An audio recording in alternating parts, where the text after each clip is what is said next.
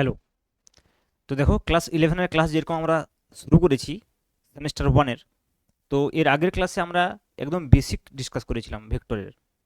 হ্যাঁ, ভেক্টর বলতে কি বোঝায়, বিভিন্ন ধরনের ভেক্টর।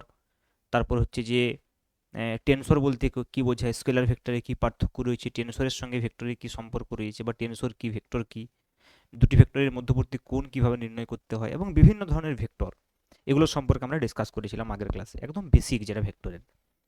আর আজকে আমরা যেটা ডিসকাস করব সেটা হচ্ছে দুটো ভেক্টরকে আমরা যোগ কিভাবে করব, মানে এডিশন অফ ভেক্টর। আমি আগের দিনের ক্লাসে তোমাদেরকে এটা বলেছিলাম যে ভেক্টর অ্যালজেব্রাকে আমরা ধীরে ধীরে এস্টাবলিশ করব। তো দেখো এখানে আমরা যে লগুলো ইউজ করি ভেক্টরের ক্ষেত্রে, যেমন ধরো একটা ট্রায়াঙ্গেল ল, প্যারালোগ্রাম ল এবং পলিগন ল, এই তিনটে ল সম্পর্কে আমি ডিসকাস করব। আর যদি টাইম থাকে তাহলে আমরা নেক্সট কোয়েশ্চেন ডিসকাস করব। আদারওয়াইজ আমরা নেক্সট ভিডিওতে কোয়েশ্চেন এমসিকিউ ডিসকাস করব বা নিউমারিক্যালস ডিসকাস করব এগুলোর উপরে। তার আগে তোমাদেরকে একটা কথা বলে রাখি, তোমরা যদি আমার পেড কোর্সটা নিতে চাও তাহলে ডেসক্রিপশনে লিঙ্ক দেওয়া আছে। ওকে, অ্যাপসের লিঙ্ক দেওয়া আছে। আদারওয়াইজ তোমরা ইউটিউবে যদি আমার কাছে পড়তে চাও, বা ইউটিউবে যেমন পড়ছো এমনি পড়াশোনা করতে চাও, তাহলে তোমার চ্যানেলটাকে অবশ্যই সাবস্ক্রাইব করবে। আর আর একটা হোয়াটসঅ্যাপ গ্রুপের লিঙ্ক দেওয়া আছে, সেই লিঙ্কটাতে অবশ্যই তোমরা চলে যাবে, কারণ সেখান থেকে তোমরা এই নোটসগুলো পেয়ে যাবে, যে নোটসগুলো আমি এখানে পড়াচ্ছি বোর্ডে। আচ্ছা, আরেকটা বিশেষ কথা তোমাদেরকে আমি বলে দিই, যে পেড কোর্সটার আমি কথা বলছি সেটা কিন্তু রেকর্ডেড কোর্স, মানে কমপ্লিটলি তোমাদের সেমিস্টার 1 এর যা রয়েছে সেগুলো অলরেডি আমি দিয়ে রেখেছি ওখানে। ওকে, মানে ভিডিও তুমি পরপর চ্যাপ্টার ওয়াইজ পেয়ে যাবে, এবং সেটা কিভাবে তোমাকে পড়তে হবে তার জন্য আমি একটা হোয়াটসঅ্যাপ গ্রুপ করব, যারা যারা ওই কোর্সটাতে এনরোল করবে তাদের জন্য। ওকে, তারপর তাদেরকে আমি গাইড করতে থাকবো, এবং কিভাবে তারা ভিডিওগুলোকে পরপর দেখবে সেগুলো আমি বলে দেবো। বেসিক্যালি তোমাদেরকে কিভাবে ভিডিওগুলো দেখতে হবে আমি আরেকবার বলে দিচ্ছি। তোমরা বেসিক ম্যাথামেটিক্স প্রথম দেখবে, মানে পরপর দেওয়াই আছে ওখানে। বেসিক ম্যাথামেটিক্সের তোমরা ফোল্ডারটাতে ক্লিক করলে ওখানে পরপর ক্লাসগুলো পাবে। তারপর তোমরা চলে যাবে ভেক্টর, ভেক্টরে ক্লিক করবে, পরপর ক্লাস পেয়ে যাবে। তোমরা চলে যাবে মোশন এন্ড স্ট্রেট লাইন, পরপর ক্লাসগুলো পেয়ে যাবে। মোটামুটি 98 থেকে 100 খানা ক্লাস অলরেডি আপলোড করা রয়েছে। বাকি টাইম টু টাইম ওটাকে আপডেট করতে থাকবো আমি, এবং এমসিকিউজ ভিডিও ওখানে তোমরা পেয়ে যাবে। তার সঙ্গে সঙ্গে তোমরা যেটা পাবে সেটা হচ্ছে যে আরও কিছু, যেমন ধরো একটা চ্যাপ্টার এখনো দেওয়া হয়নি, যেমন ধরো ইউনিট ডাইমেনশন, ওই চ্যাপ্টারটা আমি বলেইছি ওটা আমাদের লাস্টে পড়তে হবে, তো তখন আমি ওটা দিয়ে দেবো। ওকে, তো চলো আজকে আমরা আমাদের ক্লাসটা শুরু করি। তো দেখো, বেসিক্যালি আমি যেটা একটু আগেই বললাম, যে দুটি ভেক্টরের যোগফল বা লব্ধি, এটাকে ফলন্ত বলা হয়, অথবা বাংলাতে অনেক সময় আমরা লব্ধি বলে থাকি এটাকে। ওকে, এটাকে তোমরা লব্ধি ওয়ার্ডটাও তোমরা কিন্তু ইউজ করতে পারো, এটাও খুব পপুলার ওয়ার্ড, লব্ধি। এখানে লব্ধি বলতে দুটো ভেক্টর যোগ করার ফলে যে ফলাফলটা পাওয়া যাচ্ছে সেটাই হচ্ছে লব্ধি দুটো ভেক্টরের, সেটাকে আমরা লব্ধি বলে থাকি, দুটো ভেক্টরের যে যোগফল। ওকে, ক্লিয়ার বিষয়টা? এখন দেখো, এই যে দুই বা ততোধিক ভেক্টর যখন আমরা যোগ করব, তার ফলে যে একটি ভেক্টর পাওয়া যাবে সেটাই রেজাল্টেন্ট ভেক্টর। দুটো ভেক্টর যদি আমরা যোগ করি, বা তিনটে ভেক্টর যদি আমরা যোগ করি, তাহলে আমরা কি পাবো? একটাই ভেক্টর পাবো ফাইনালি। তো সেইটা হচ্ছে রেজাল্টেন্ট ভেক্টর, বা সেটা হচ্ছে লব্ধি ভেক্টর বা ফলন্ত ভেক্টর যাই বলো। এবং সেটা নির্ণয়ে আমরা কিন্তু ডাইরেক্টলি আমাদের যে যোগ করার পদ্ধতি রয়েছে তার মাধ্যমে আমরা নির্ণয় করতে পারবো না। তাই জন্য আমরা কি করব, আমরা কয়েকটা সূত্র ব্যবহার করব, যেমন ধরো ত্রিভুজ সূত্র ব্যবহার করব, সামান্তরিক সূত্র ব্যবহার করব, এবং বহুভুজ সূত্র ব্যবহার করব। এখন তোমাদের কোয়েশ্চেন হতে পারে যে স্যার কেন এগুলো ব্যবহার করছি, কেন আমরা সাধারণ যোগ বিয়োগের সাহায্যে করতে পারছি না? তার কারণ একটাই, সেটা হচ্ছে ভেক্টরের ডাইরেকশন আছে। শুধুমাত্র যদি ম্যাগনিটিউড থাকতো তাহলে আমরা সাধারণ অ্যালজেব্রা ইউজ করতে পারতাম, যেহেতু ডাইরেকশন আছে আমরা সাধারণ অ্যালজেব্রা ইউজ করতে পারবো না। এবং দেখো, আমি আগেই বলেছিলাম যে একটা ভেক্টরকে যখন আমরা জ্যামিতিক তলে প্রকাশ করি তখন আমরা একটা সরল রেখার মাথায় তীর চিহ্ন দিয়ে প্রকাশ করি। তাহলে দেখো, এই যে সরল রেখাটা বলতে চাইছি, মনে করো দুটো ভেক্টর আছে, সাপোজ এই একটা ভেক্টর আছে আর মনে করো এই একটা ভেক্টর আছে, এই দুটো ভেক্টরকে আমাকে যোগ করতে হবে। তো কি গিভেন থাকবে না, এই দুটো ভেক্টরের অভিমুখ এবং মান গিভেন থাকবে। মনে করো সাপোজ এটা হচ্ছে যে একটা এ ভেক্টর আমার গিভেন আছে, এটা হচ্ছে আমার বি ভেক্টর গিভেন আছে, এবং এদের দুজনের মধ্যবর্তী কোণ আমাকে দেওয়া আছে।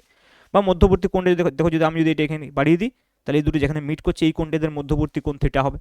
তাহলে এই যে দুটো ভেক্টরের মধ্যবর্তী কোণ যদি আমাকে গিভেন থাকে, বা এই ভেক্টরটাকে আমি ডিসপ্লেস করে এখানে নিয়ে আসতে পারি যোগ করার জন্য, অথবা এইটাকে আমি ডিসপ্লেস করে এখানে নিয়ে যেতে পারি যোগ করার জন্য।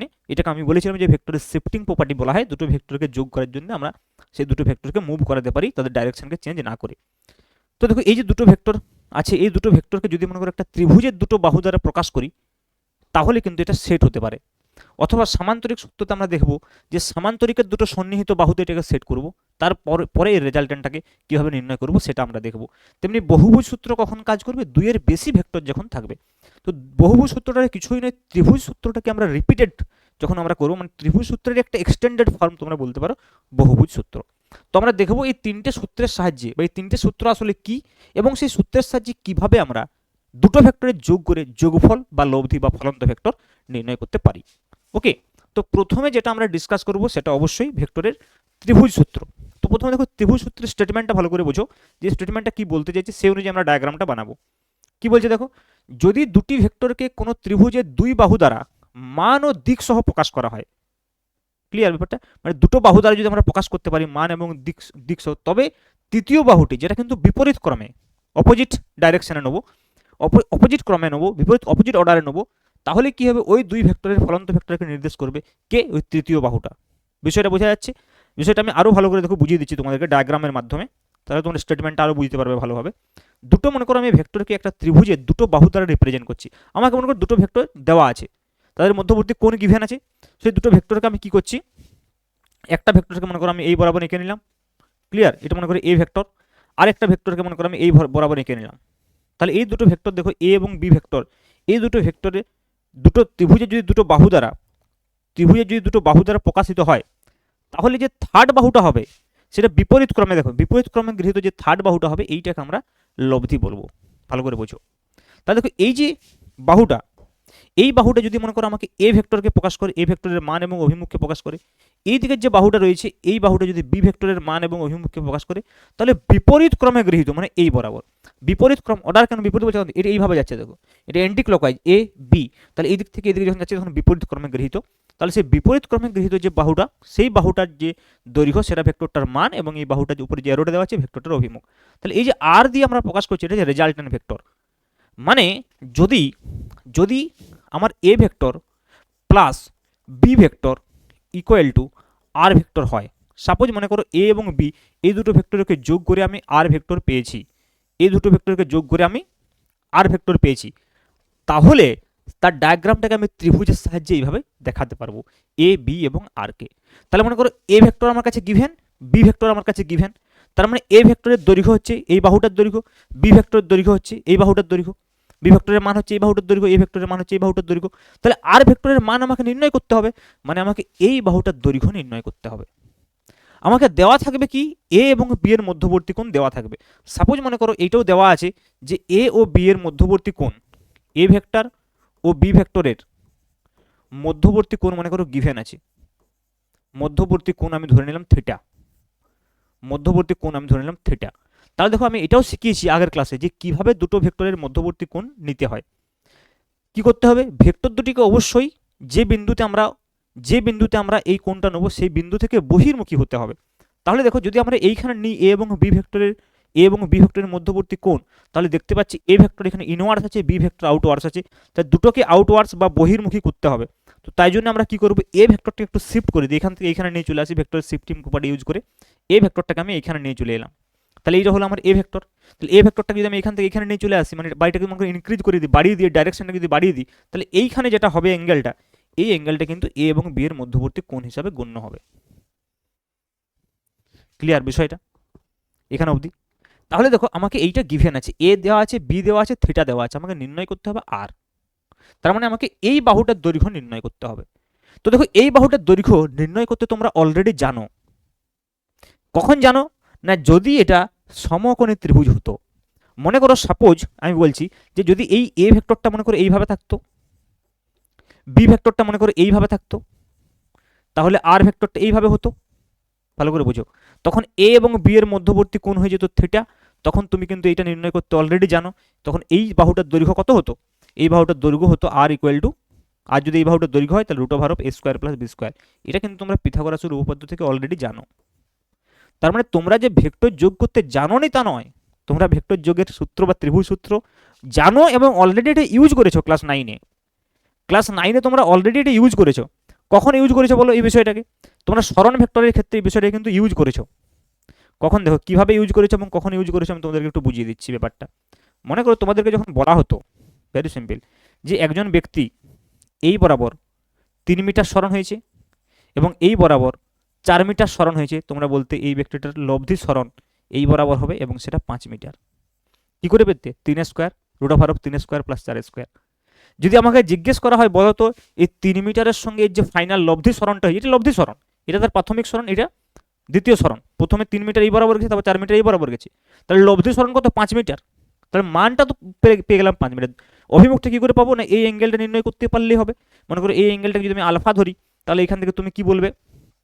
এখান থেকে তুমি বলবে যে স্যার আলফা তো আমি বলতে পারছি না, তবে আপনাকে আমি ট্যান আলফা বলতে পারি, লম্ব বাই ভূমি 4/3। তো এইভাবে তুমি কিন্তু আমাকে বলে দিতে। এবারে দেখো আলফা এখান থেকে নির্ণয় করতে পারেন স্যার আপনি। তার মানে কি তুমি ত্রিভুজ সূত্রের সাহায্যে যোগ করা অলরেডি জানো, লব্ধির মান নির্ণয় করতে জানো, অভিমুখ নির্ণয় করতে জানো, কিন্তু হয়তো তখন এইটা বুঝতে না ক্লাস 9 যখন করতে, যে এটা ত্রিভুজ সূত্র, এইটা আসলে ত্রিভুজ সূত্র। কিন্তু যদি মনে করো এমন হয় এটা একদম পারপেন্ডিকুলার না থেকে যে কোনো জেনারেল হয়, মানে মনে করো এই বরাবর যদি 3 মিটার সরণ হয়, ওকে, তারপর এই বরাবর যদি 4 মিটার সরণ হয়, তখন তোমার নির্ণয় করতে একটু অসুবিধা হবে, বাস। কারণ এটা তুমি ডাইরেক্টলি ওখানে শেখোনি, এখানে শিখে যাবে। এবং এটা এমন কিছু বিষয় নয়, কিন্তু একটু দেখো যেরকম তোমরা উপপাদ্য পড়তে না, এক্সট্রা উপপাদ্য বিভিন্ন রকম ড্রয়িং করে আর করে বের করার চেষ্টা করতে, তো এখানে আমি সেটাই করব, আর কিছুই নয়। তাহলে নিশ্চয়ই এইখানে অবধি আমি আশা করব যে তুমি বিষয়টা বুঝতে পেরেছো যে আমাদেরকে আরটা নির্ণয় করতে হবে, কিন্তু সমস্যা হচ্ছে এটা সমকোণী ত্রিভুজ নয়, বাস। তাহলে এটা আমরা কি করে নির্ণয় করব? দেখো, তাহলে আমরা এক কাজ করি, কিছু ড্রয়িং করব নির্ণয় করার জন্য, কারণ এটা যেহেতু সমকোণী ত্রিভুজ নয়, তাহলে তো আমরা ডাইরেক্ট কোনো ফর্মুলা নেই। তাহলে একটা কাজ করি, এখানে একটা লম্ব টেনে দিই। দেখো আমি কি করছি, এটাকে বড় একটা সমকোণী ত্রিভুজ বানানোর জন্য এইখান থেকে একটা লম্ব টেনে দিলাম আমি, ভালো করে বুঝো। এই একটা মনে করো আমি লম্ব টেনে নিলাম। তাহলে যদি এই লম্বটা আমি টেনে নিই, তাহলে এইখানে কিন্তু একটা সমকোণী ত্রিভুজ আমি পেয়েছি বড়। এটার নামকরণ করে দিই কিছু একটা, ও পি কিউ, আর এটা হচ্ছে এন, কিউ এন লম্ব। তাহলে দেখো ও পি কিউ সমকোণী ত্রিভুজ না হতে পারে, কিন্তু ও এন কিউ একটা সমকোণী ত্রিভুজ বটে। তাহলে দেখো আমি যদি এখানে বলি যে ত্রিভুজ ও এন কিউ থেকে, ভালো করে বোঝো, ত্রিভুজ ও এন কিউ থেকে আমি কি লিখতে পারি বলো? ত্রিভুজ ও এন কিউ থেকে আমি তো এইটুকু লিখতে পারি যে root over of R square equal to, মানে ও কিউর whole square equal to O N এর হোল স্কোয়ার প্লাস এন কিউর হোল স্কোয়ার। কিন্তু সমস্যা কি হবে তাতে, আমার এই ও থেকে পি অবধি তো জানা, কিন্তু এই পি এন এর ভ্যালুটা কত জানা নেই। দেখো এইখানে অবধি জানা এ ভেক্টরের মান কত এ, এইটুকু আমার জানা আছে, কিন্তু কিন্তু এইটুকু অংশ জানা নেই, আবার এই কিউ এনটাও জানা নেই। তাহলে আমি যদি দেখো এই পি কিউ এন ত্রিভুজ থেকে ভেবে দেখো, এই পি কিউ এন ত্রিভুজ থেকে যদি আমি পি এন এবং এন কিউ নির্ণয় করতে পারি, তাহলে আমার কাজ হয়ে যাবে। কারণ দেখো এই পি কিউ এন তো একটা সমকোণী ত্রিভুজ না। তাহলে ভেবে দেখো আমি যদি পি কিউ এন ত্রিভুজের কথা বলি, এখানে আমি প্রথমে পি কিউ এন ত্রিভুজের কথা বলি, তারপর আমি ও কিউ এন বলবো, ওকে।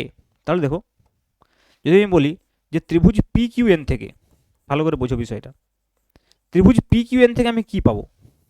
যদি আমি সাইন থিটা লিখি, তাহলে সাইন থিটা কি হয় বলো? লম্ব বাই অতিভুজ। সাইন থিটা কি হয়? লম্ব বাই অতিভুজ। আমি এই পি কিউ এন এ বলছি, লম্ব কত? কিউ এন, লম্ব হচ্ছে কিউ এন। আচ্ছা অতিভুজ কত? অতিভুজ হচ্ছে পি কিউ, যার মান বি। দেখো পি কিউর মান কত? বি। পি কিউ দ্বারা বি ভেক্টরকে প্রকাশ করা হয়েছে, তাহলে পি কিউর মান হচ্ছে বি। তার মানে এখান থেকে আমি কিউ এন পেয়ে যাবো, দেখো B sine theta. Q N পেয়ে যাবো কত? B sine theta. সিমিলারলি দেখো যদি আমি এখান থেকে কস থিটা বলি, দেখো তাহলে কস থিটা হচ্ছে ভূমি বাই অতিভুজ। ভূমি বাই অতিভুজ, তাহলে ভূমি কত? পি এন, অতিভুজ কত? P Q. পি কিউ মানে আবার কি? বি। তাহলে P N by B, P N by B. তাহলে পি এন সমান কি হবে বলো? B cos theta, B cos theta. তাহলে ভেবে দেখো আমি পি এনও পেয়ে গেছি, আমি কিউ এনও পেয়ে গেছি। তার মানে যে কিউ এন যেটা, দেখো কিউ এন হচ্ছে যে বি সাইন থিটা, তার মানে এইটুকু অংশের যে দৈর্ঘ্য সেটা হচ্ছে বি সাইন থিটা, ভালো করে বুঝো। আর এইটুকু অংশের যে দৈর্ঘ্য সেটা কি? এক P N B cos theta, sorry B cos theta. এইটুকু অংশের যে দৈর্ঘ্য সেটা হচ্ছে B cos theta. P N Q N হচ্ছে যে B sine theta, P N হচ্ছে যে বি কস থিটা। এইবার বলো, এইবার একটা বিষয় একটু ভেবে দেখো তো, একটা বিষয় একটু ভেবে দেখো তো, এই পুরো ত্রিভুজটার কথা যদি বলি আমি ও কিউ এন, তাহলে এর ভূমি হচ্ছে A plus B cos theta নয় কি? এই পুরোটা নয় কি? এ প্লাস বি কস থিটা মিলে এ ও এন, ভেবে দেখো। আচ্ছা কিউ এন কত? বি সাইন থিটা, তাহলে বি সাইন থিটা হচ্ছে লম্ব, আর এটা হচ্ছে যে ভূমি। তাহলে অতিভুজের স্কোয়ার মানে কি? ও কিউর স্কোয়ার বা আর স্কোয়ার। তাহলে দেখো আমি যদি বলি যে ত্রিভুজ ও কিউ এন থেকে পাই, ত্রিভুজ ও কিউ এন থেকে পাই, একটু ভালোভাবে বোঝার চেষ্টা করো। তাহলে কি হবে, অতিভুজ স্কোয়ার, অতিভুজ স্কোয়ার মানে কি আর স্কোয়ার। ওকে, তাহলে অতিভুজ স্কোয়ার মানে হচ্ছে আর স্কোয়ার ইকুয়াল টু কি হবে, ভূমি স্কোয়ার প্লাস লম্ব স্কোয়ার। ভূমি কি আছে, ভূমি কি আছে A plus B cos theta, লম্ব কি আছে বি সাইন থিটা। ওকে, তাহলে তাহলে A plus B cos theta তার whole square plus B sine theta whole square. A plus B cos theta এটা হচ্ছে ভূমি এর হোল স্কোয়ার প্লাস আমরা কি বলবো যে বি সাইন থিটা তার হোল স্কোয়ার। ভালো করে ভেবে বলো ক্লিয়ার নাকি, আমি এটা এদিকে সরিয়ে লিখছি, আমার মনে হয় ক্লিয়ার বিষয়টা। এইবার দেখো এটাকে বাস সলভ করবো।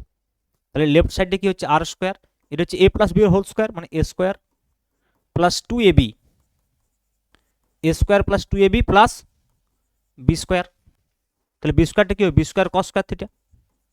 ভালো করে ভেবে দেখো, A square plus 2ab plus B square plus এইটা বি সাইন থিটার হোল স্কোয়ার আছে, তাহলে কি হবে B square sine square theta.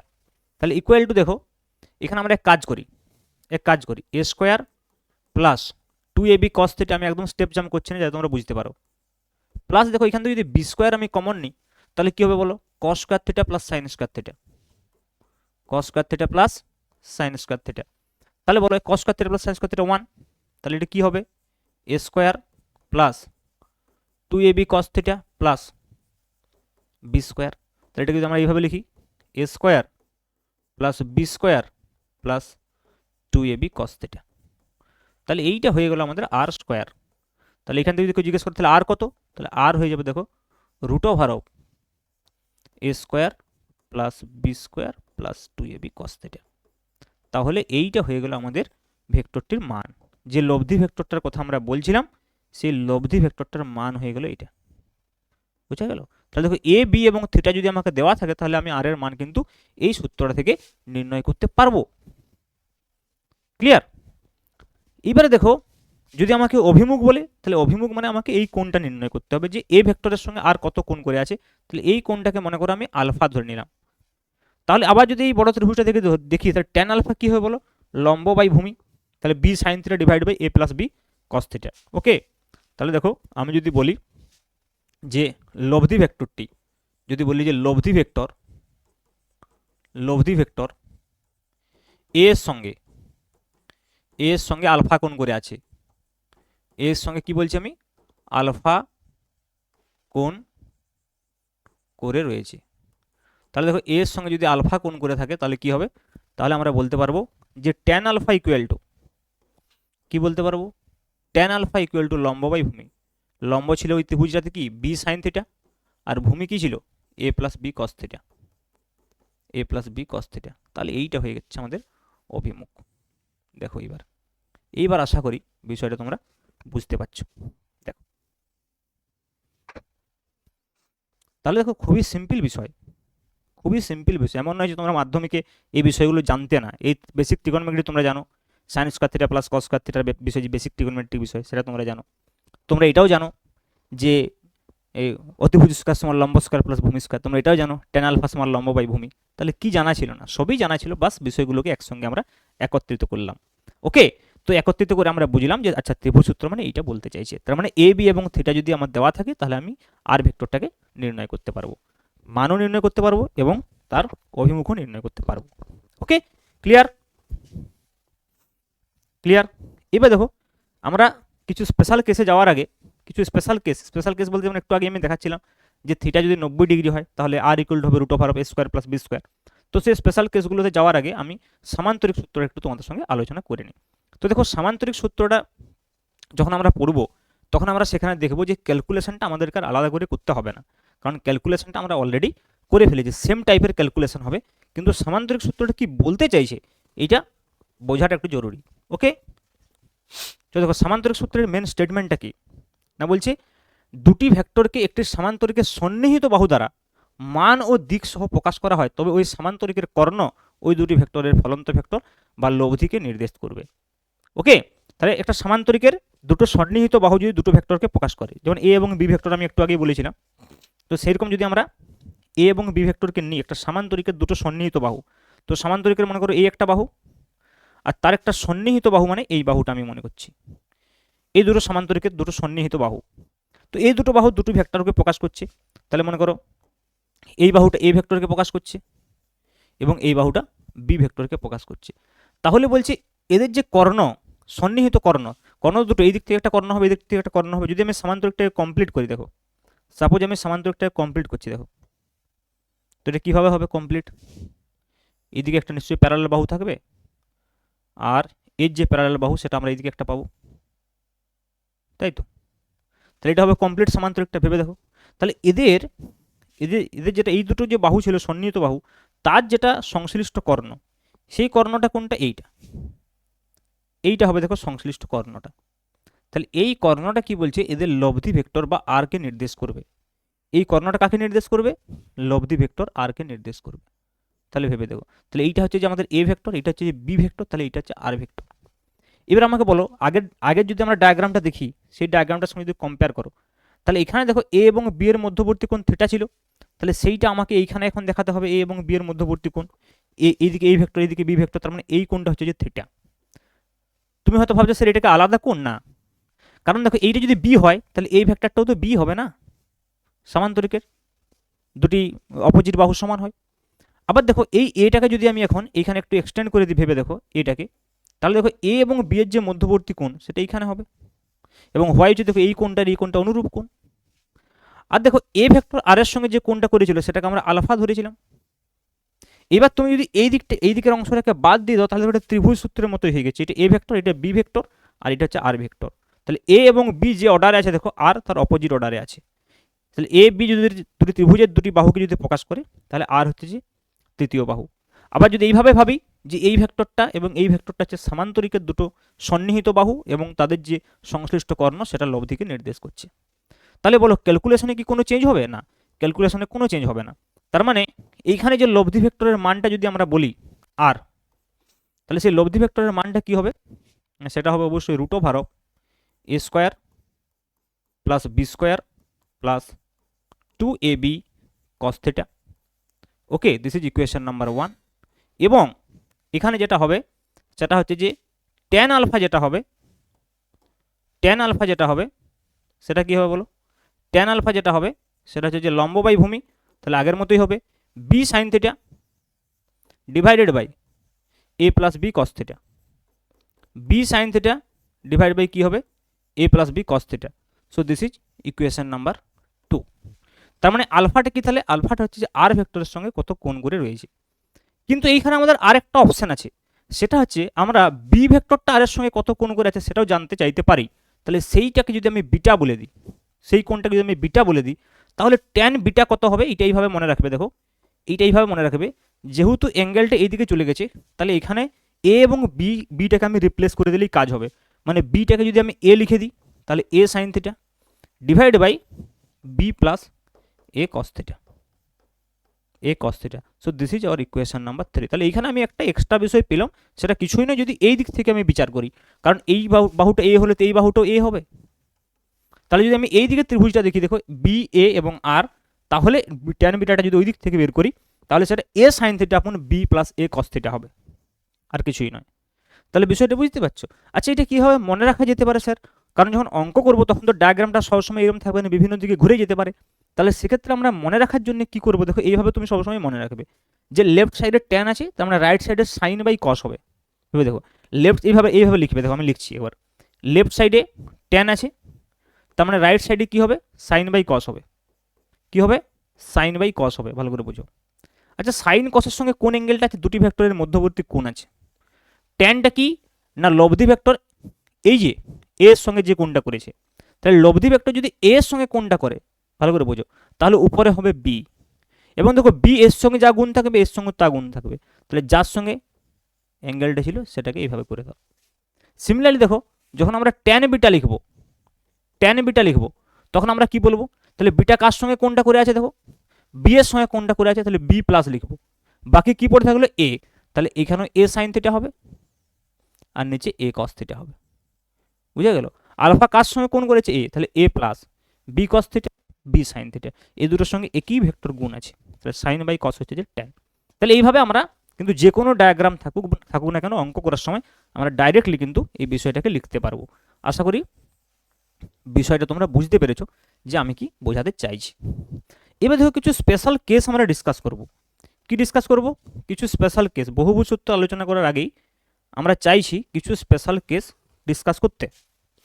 ওকে, সামান্তরিক সূত্র বা ত্রিভুজ সূত্র সম্পর্কিত যেটা আমরা পেয়েছি তাতে কিছু বিশেষ ক্ষেত্র বা স্পেশাল কেস রয়েছে। যেমন ধরো একটা স্পেশাল কেস তো আমি অলরেডি বলে দিয়েছি। ওকে, সব থেকে যেটা ইম্পর্ট্যান্ট স্পেশাল কেস ছিল সেটা কি ছিল বলো? নাম্বার 1, যে যদি মনে করো দুটো ভেক্টরের মধ্যবর্তী কোণ থিটা ইকুয়াল টু 90 ডিগ্রি হয়, তার মানে কেসটা কি হবে? একটা ভেক্টর মানে এইভাবে হলো, মনে করো এ ভেক্টর, আর একটা ভেক্টর মনে করো বি ভেক্টর এইভাবে হলো, বা এইখানে যদি আঁকি বিষয়টা কি বি ভেক্টর হলো, তাহলে এই কোণটা যদি আমাদের 90 ডিগ্রি হয় তাহলে লব্ধিটা কোনটা হবে? এইটা হয়ে যাবে লব্ধি তখন, আর তখন এইটা হয়ে যাবে আলফা। থিটাটা 90 ডিগ্রি আছে, তাহলে থিটাটা যদি 90 ডিগ্রি থাকে ভেবে দেখো, তাহলে আমাদের আর কত হবে? Root over of A square plus B square plus 2ab cos 90। cos 90 কত হয়? 0 হয়। তার মানে দেখো এটা থাকবে শুধুই root over of A square plus B square, এবং এটা হওয়াই উচিত ছিল যেহেতু এটা অতিভুজ। Root over of A square plus B square হওয়াই উচিত ছিল, কারণ দেখো এইখানে যদি আমরা লম্বটা টেনে দিই তাহলে কি হবে? এইটা আর, এইটা হচ্ছে যে এ, আর এটা হচ্ছে যে বি। এটা যদি বি হয় তাহলে এদিকটা বি হবে। আর ট্যান আলফা কত হবে? দেখো লম্ব বাই ভূমি, তাহলে কত হবে? বি বাই এ। বা যদি অ্যাকচুয়াল ফর্মুলাটা আমরা লিখি তাহলে কি ছিল? বি সাইন থিটা, তাহলে বি সাইন 90 আপন দেখো এ প্লাস বি কস 90, বি কস 90। তাহলে দেখো সাইন 90 তো 1 হয়ে গেল, তাহলে বি ইন্টু 1, এখানে কস 90 0, তাহলে 0 into B 0 divide by A. তার মানে ট্যান আলফা তোমার হয়ে যাচ্ছে B by A. Tan alpha হয়ে যাচ্ছে কি না বি বাই এ। তাহলে এখান থেকে আমরা ট্যান আলফা থেকে আলফা পেয়ে যাব। ক্লিয়ার? আর আর হয়ে যাবে root over B square plus B square. এটা একটা স্পেশাল কেস হয়ে গেল। আর কি কি স্পেশাল কেস রয়েছে দেখো, বাকি দুটো স্পেশাল কেস বেশ ইম্পর্টেন্ট। একটা হচ্ছে যে কি, একটা হচ্ছে যে কি দেখো ভালো করে বুঝি, যে দুটো ভেক্টরের লব্ধি কখন সবচাইতে বেশি হবে, মানে বৃহত্তম মান পাওয়া যাবে, আর দুটো ভেক্টরের লব্ধি সবচাইতে কম কখন পাওয়া যাবে, সবচাইতে কম কখন পাওয়া যাবে। তো দেখো যদি মনে করো দুটো ভেক্টর একই অভিমুখে থাকে, ভেবে দেখো, একটা সিম্পল এক্সাম্পল দিচ্ছি। মনে করো এই বরাবর 3 মিটার সরণ হলো, ভেবে দেখো, আর এই বরাবর 4 মিটার সরণ হলো, ভালো করে বুঝো। তাহলে এদের লব্ধি সরণটা হচ্ছে এইটা, লব্ধি সরণটা হচ্ছে যেটা, লব্ধি সরণ কোনটা? এটা হচ্ছে লব্ধি সরণ। ভেবে দেখো কত হবে আমি জানি না, কিন্তু মনে করো যদি এই লব্ধি এই 4 মিটার সরণটা এইদিকে না হয় একদম সোজা এইদিকে হতো, তখন দেখো লব্ধি সরণ হতো এইটা, দেখো সবচাইতে বেশি হবে। যে কোনো চার এইখানে হলেও যা হতো, এইখানে দেখো এইভাবে যদি হয় তাহলে আরো একটু বেশি হবে লব্ধিটা, এইখানে যদি হয় তাহলে লব্ধিটা আরো একটু বেশি হবে। তো ফাইনালি যখন সোজা হয়ে গেল তখন দেখো লব্ধিটা সবচাইতে বেশি হবে। মানে দুটো ভেক্টর যদি একই অভিমুখে থাকে তাহলে কি হবে? তাদের মধ্যে যে লব্ধিটা সেটা সবচাইতে বেশি হবে। তার মানে আমি যেটা বলতে চাইছি সেটা হচ্ছে থিটা ইকুয়াল টু 0 ডিগ্রি। তার মানে এ ভেক্টর এইভাবে আছে আর বি ভেক্টরও এইভাবে আছে, ভেবে দেখো। তাহলে এদের মধ্যবর্তী কোণ দুটি সমান্তরাল ভেক্টর হয়ে গেছে, তাহলে থিটা ইকুয়াল টু 0 ডিগ্রি। তাহলে থিটা যদি 0 হয় তখন আর কত হবে? Root over of A square plus B square plus 2ab cos 0, 2ab cos 0 degree হয়ে যাবে। তার মানে এটা কত হবে? Root over of A square plus B square plus 2ab, মানে root over of A plus B তার whole square equal to A plus B. আচ্ছা, তোমাদের একটা কথা মনে হতে পারে যে স্যার আপনি যখন লিখলেন এই যে R equal to root over of A square plus B square plus cos AB 2ab cos theta, এইখানে আপনি প্লাস মাইনাস কেন নিলেন না? উভয় পক্ষ তো স্কোয়ার ছিল। কারণ দেখো এই আরটা হচ্ছে ম্যাগনিটিউড, মান। সবসময় আমরা কি বলছি? মান। তাহলে এখানে আমরা প্লাস মাইনাস সাইন দেবো না, সবসময় আমরা কি নির্ণয় করছি? মান নির্ণয় করছি। বুঝা গেল? তাহলে দেখো এখানে যেটা আমরা বলছিলাম, দেখো সিম্পল ডাইরেক্ট যোগ হয়ে যাচ্ছে। আমি একটু আগে সরণ ভেক্টরের ক্ষেত্রে যেটা বোঝানোর চেষ্টা করছিলাম, যে এই বরাবর মনে করো যদি 3 মিটার সরণ হয় আর এই বরাবর যদি 4 মিটার সরণ হয় তাহলে মোট সরণ 7 মিটার হবে। কিন্তু যদি সরণটা এই বরাবর না হয় এই বরাবর হয় তখন আর 7 মিটার হবে কি, তখন এইটা সরণ হবে। ভেবে দেখো বিষয়টা, বুঝতে পারছো? তাহলে এই জন্য আমরা কি বলছি? এই জন্য আমরা বলছি যে দুটি ভেক্টরের যে লব্ধি সেটা সবচাইতে বেশি হবে বা ম্যাক্সিমাম হবে, এটা হচ্ছে সর্বোচ্চ মান, সর্বোচ্চ। ওই জন্য অনেক সময় এইভাবে আমরা এটাকে লিখি আর ম্যাক্স, আমরা যদি বলি তাহলে সেটা হয়ে যাবে সিম্পল এ প্লাস বি। তাহলে আর ম্যাক্স কত হবে? A plus B. তাহলে লব্ধিটা কোন দিকে হবে? এই দিকেই হবে। লব্ধির আলফাও 0 ডিগ্রি হবে। থিটা যদি 0 হয় আলফাও 0 হবে। দেখো ট্যান আলফার ক্ষেত্রে এটা সাইন 0, এটা কস 0, তাহলে উপরটা সাইন 0 হয়ে গেলে 0 পুরো। তার মানে ট্যান আলফা সমান 0 হয়ে যাবে এখানে। তাহলে ট্যান আলফা যদি 0 হয়, ভেবে দেখো অভিমুখ যদি বলি আমরা ট্যান আলফা, তাহলে ট্যান আলফা ইকুয়াল টু 0, তার মানে আলফা ইকুয়াল টু 0। তাহলে আলফা ইকুয়াল টু 0 মানে কি? ওই অভিমুখেই হবে। ট্যান আলফা 0 কর বি সাইন 0, উপরটাতে বি সাইন থিটা, তাহলে B sine 0 divide by A plus B cos 0, তাহলে বি সাইন 0 0 হয়ে যাবে। তাহলে আলফাও 0। বুঝা গেল? তার মানে দুটো ভেক্টর যদি একই অভিমুখে থাকে তাহলে সিম্পল তাদের মানগুলো যদি আমরা যোগ করে দিই তাহলে আমরা লব্ধিটা পেয়ে যাব। ওকে, তাহলে আমরা লব্ধিটা পেয়ে যাব এবং সেই লব্ধিটার অভিমুখটা হবে ওই দুটো ভেক্টর যে অভিমুখে আছে সেই দিকেই হবে। আর এইটা হবে কি? ওই দুটো ভেক্টরের সর্বোচ্চ মান লব্ধির। তাহলে স্যার সর্বনিম্ন কখন হবে? বলো সর্বনিম্ন কখন হবে? তাহলে তাহলে দেখো যদি মনে করো থিটাটা 180 ডিগ্রি হয়, মানে উল্টো হয়, ভেবে দেখো মনে করো কেউ এই দিকে 4 মিটার সরণ গেছে, তারপরে উল্টো দিকে ঘুরে দিয়েছে 3 মিটার, তাহলে তার সরণ কত হলো? 1 পড়ে রইল। কি বললাম বুঝতে পারল? তাহলে এই দিকে আর এই দিকে উল্টো, মানে এই দিকে যদি মনে করো এ ভেক্টর হয় আর এই দিকে যদি বি ভেক্টর হয় তাহলে উল্টো, তার মানে থিটা ইকুয়াল তখন কত লিখবো? 180 ডিগ্রি। থিটা ইকুয়াল টু কত লিখবো? 180 degree. Theta equal two 180 degree. Clear?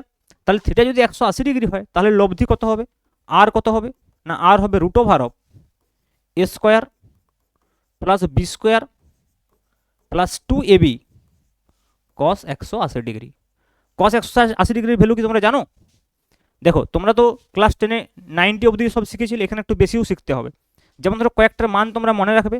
Otherwise তোমরা ট্রিগোনোমেট্রি এই বিষয়গুলো যদি জানতে চাও, বেসিক ম্যাথামেটিক্স যেখানে আমি পড়িয়েছি, যেরকম আমি বললাম, তোমরা আমার চ্যানেলেও দেখতে পারো, যেটা আগের বছরের প্লেলিস্ট ছিল সেখানেও বেসিক ম্যাথামেটিক্স পড়ানো রয়েছে।